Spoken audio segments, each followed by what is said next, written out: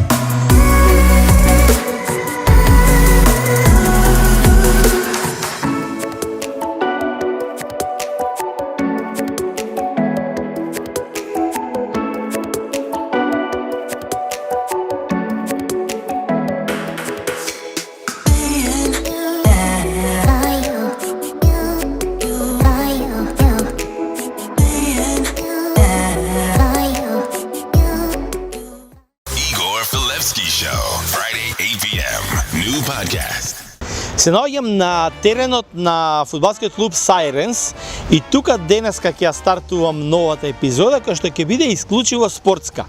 Имам неколку аспекти.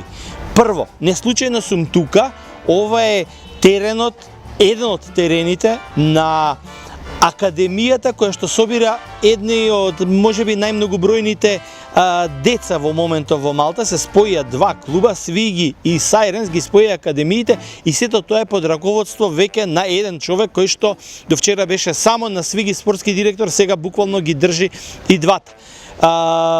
Го чекам него, за со него да го започнам разговорот. Марко Глумац, тој е србин кој што како дете играл во академиите на Партизан, на Земун, на втората екипа на Партизан и веќе е 18 години тука во Малта. Тој е и малтеженец, да, сериозно, има малтешки пасош и ги води можеби најсилните академии на малтешкиот фудбал. Ги пренесува оние балкански искуства токму тука.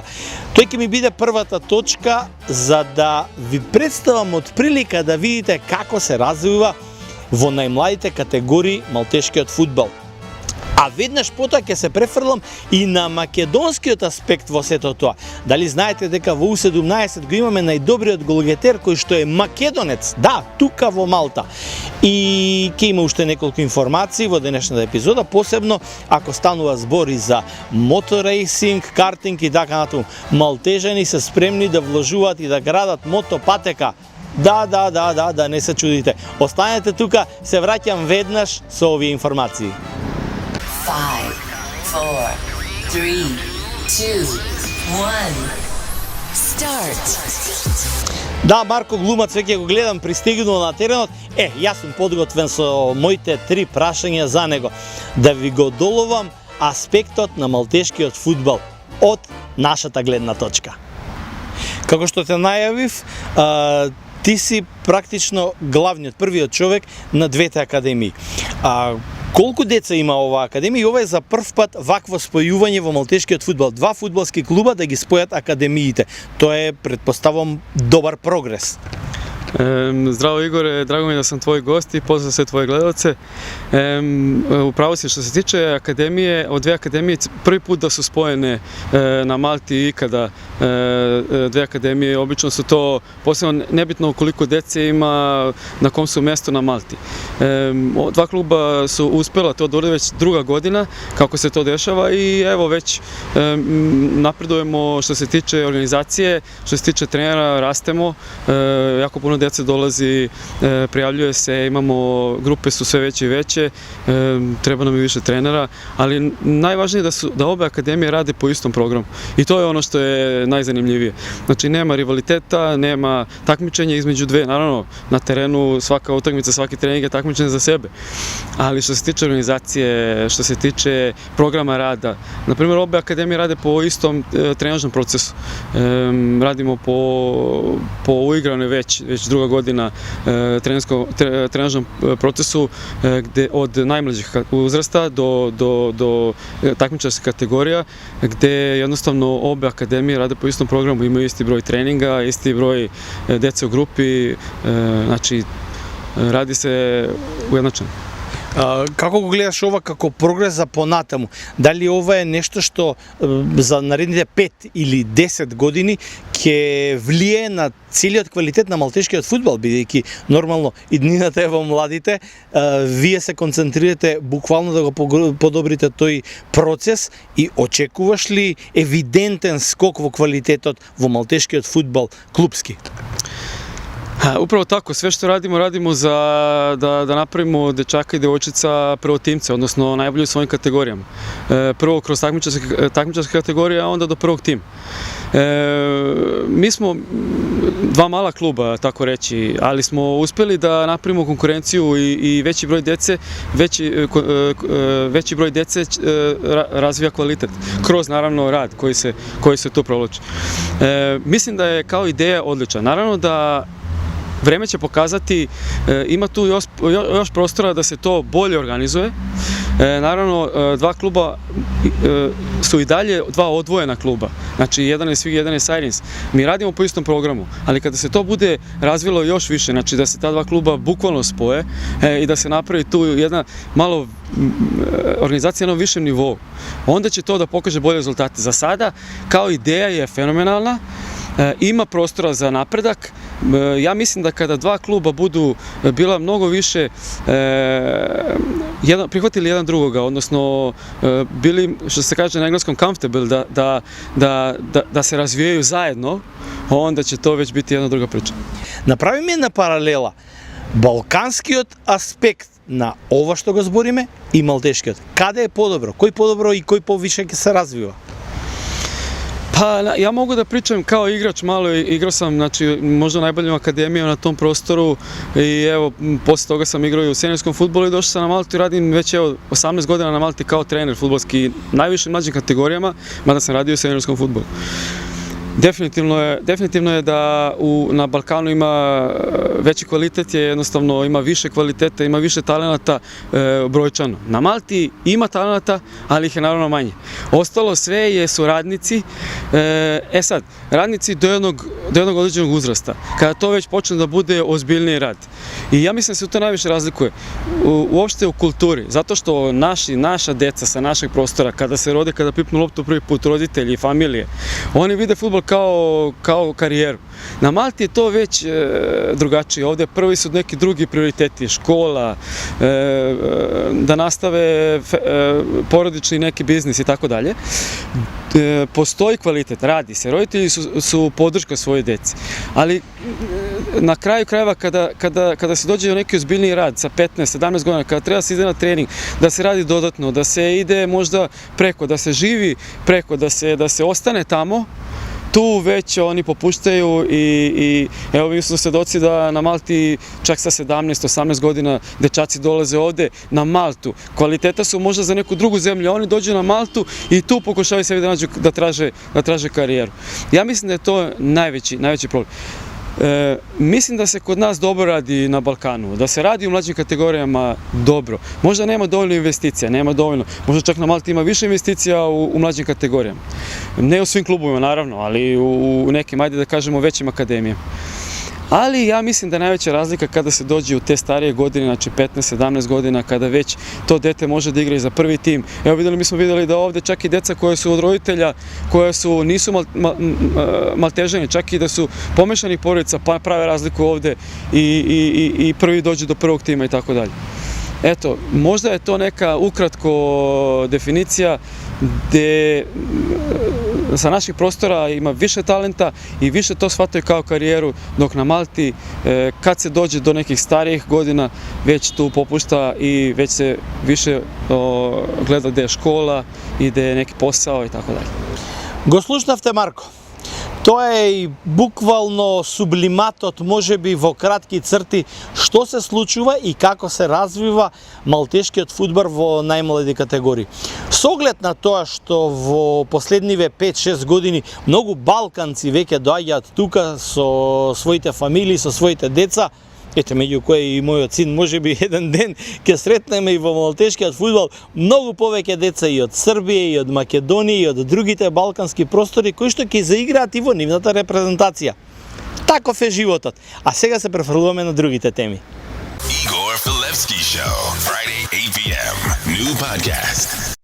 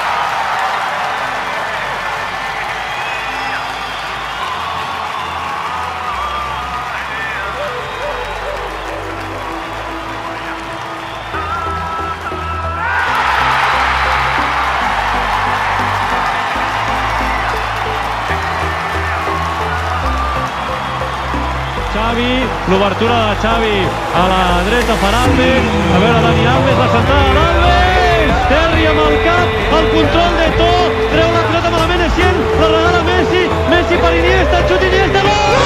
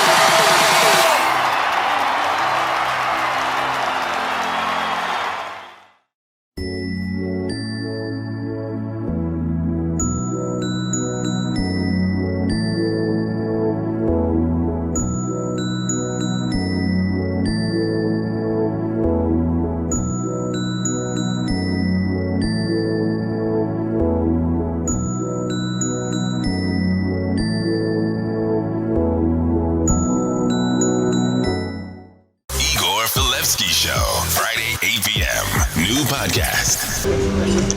Еднаш ви зборував за еден македонски фудбалер, тогаш имаше нецели 16 години и беше меѓу најдобрите. Сега имам чест да ви го представам најдобриот македонски фудбалер на островот. Да, во Малта. Нема 18 години, значи што току наполни 17 години. Беше минатата сезона најдобриот голгетер не во неговиот клуб, туку во целата лига. Со 21 гол беше шампионот кој што не само што беше најдобриот во лигата, туку слушнете го ова, официјално го собори и малтешкиот рекорд на голгетери во една сезона. Токму така.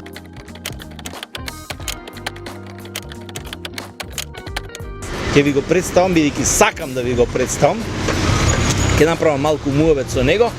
Влезе во првиот тим на неговиот клуб Сайренс, подпиша официјално договор и во наредниве 3 години ќе игра за Сайренс меѓу првотимците.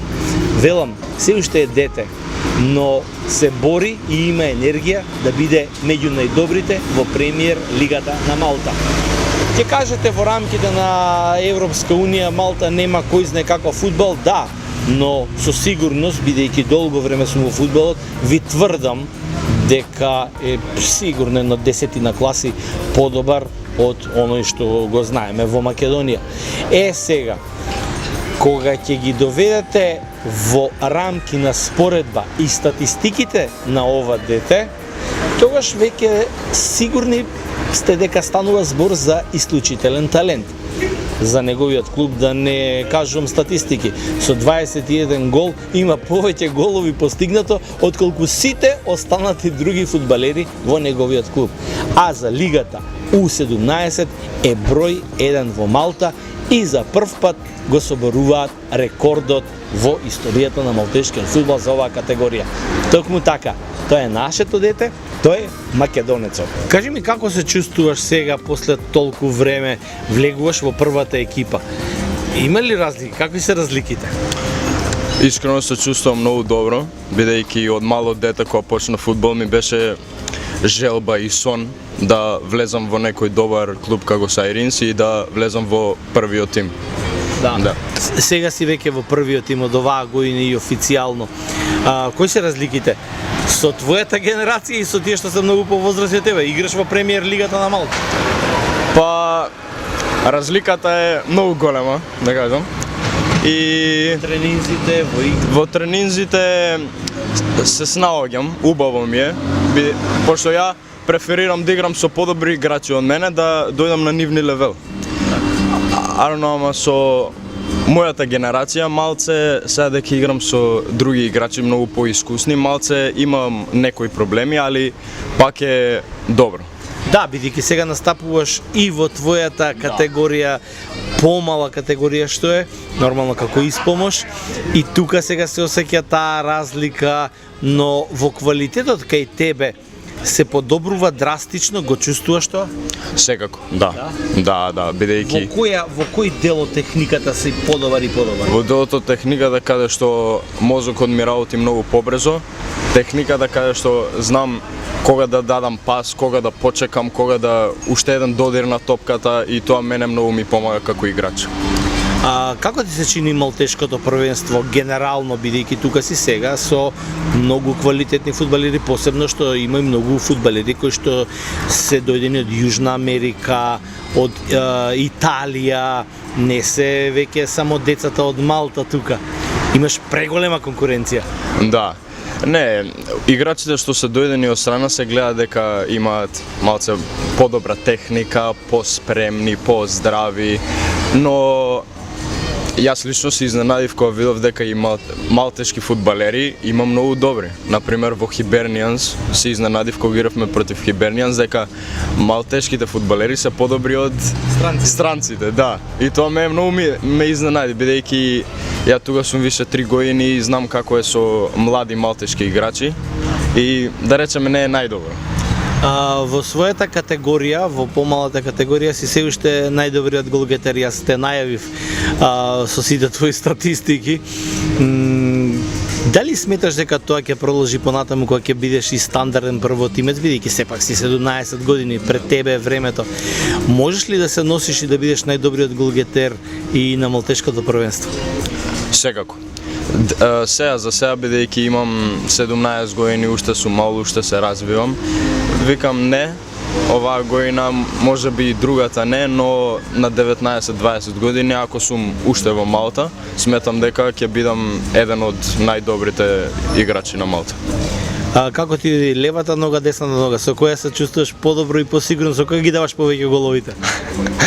Па со левата секако, бидејќи сум левак, но со десната сега дека почнав да тренирам со сеньорите, се осеќа како левата. И сега стварно ми е многу полесно и со двете леви. И на крај ќе те прашам едно прашање кое што за мене е болно, за тебе не може да е болно прашање бидејќи си уште мал и него чувствуваш тоа, но јас после толку голема километража секогаш чувствувам помалку носталгија и ми е криво ако нашата родина и татковина не е заинтересирана за нас. Искрено. Колку Македонија е заинтересирана за тебе? Дали имаш повик од Македонија, од репрезентација, од младите категории, бидејќи не си фудбалер кој што е средна класа. Ти си најдобриот во твојата генерација во Малта. Фала ви за тоа, али јас немам добиено никакви позиви, никаков разговор со ниту еден другар од поранешните клубови и не. Никогаш. Не. Искрено не знам ни јас зашто, пошто јас сум, иако сум во Малта, јас сум пак македонец, вие се македонци и треба да има барем малце заинтересираност за македонците надвор од Македонија. Крива ти е? Да, искрено, да, бидејќи на секое дете од кога ќе почне да игра фудбал му е желба да го носи својот дрес на неговата земја и да ја представува надвор од Македонија. Али тоа е тоа. Successful people for all Macedonians out there. On Macedonian language. Фудбалот нормално дека е најголема светска популарност и вложувањата секој пат ќе бидат неспоредливо големи во однос на другите спортови. Но Малта нормално пак дека ќе вложува многу повеќе и во она што ја обкружува. Мал остров, централно-медитерански, за очекување дека ќе вложува во пливањето и во ватерполото, иако резултатите се скоро минорни во овој спорт. Но, ова зад мене што го гледате, тоа е базенот кој што го прави по ултра високи стандарди, според се она што е најнова технологија во оваа категорија на спортот. Градбата е, како да ви кажам, нешто што јас за прв пат го гледав, бидејќи го следев од самиот старт на градењето и еве го веќе е завршен. На 3 нивоа, со внатрешен базен, со теретана, со ресторани, со обстојување на неколку пливачки клубови, меѓу кои е главниот Сайренс, њурачки клубови кои што исто така гравитираат овдека на ова подрачје и ватерполо клубот Сайренс, каде што ќе има и други кои што нормално ќе го рентат. 2,9 милиони евра чини овој базен кој што го гледате сега. Се градеше скоро 2 години, тука малце имаше отстапки, денеска ќе се отвори, утре ќе се отвори, но еве го приврши. А како изгледа спектакуларно навечер, тоа може само да го посетите ако дојдете некогаш лично овдека. Најинтересното и најатрактивното е што иако се наоѓа до самото море, веќе не користи морска вода како оној пред него што беше, туку исклучиво сладка вода која што постојано се прочистува, а водата внатре во базенот ќе се грее и веќе се грее и тоа значи дека ќе се користи и во зимските услови, вака на отворено. 5, 4, 3, 2, 1. Start. Тоа е се во денешната епизода. Останува да бидете тука уште со аут и ин, стандардно што е она што ни привлече негативно внимание и позитивно внимание во изминатите 7 дена. А следната епизода ќе направиме едно мало патување, да направиме паралела каков е животот во Малта, која што е во втората половина или во долната половина од табелата на квалитетен финансиски добростоечки живот во рамките на Европска унија и земјите кои што гравираат во високата категорија на европскиот живот со добри финансии, добра заработувачка, убава култура и убава цивилизираност општо на целата популација во државата, од стандардите до почитување на човекови права, па завршување до се она што е стандардно европски цивилизирана услови на живење. Значи, тоа ќе биде во следната епизода. Да видиме како тоа изгледа на лице место со оваа паралела.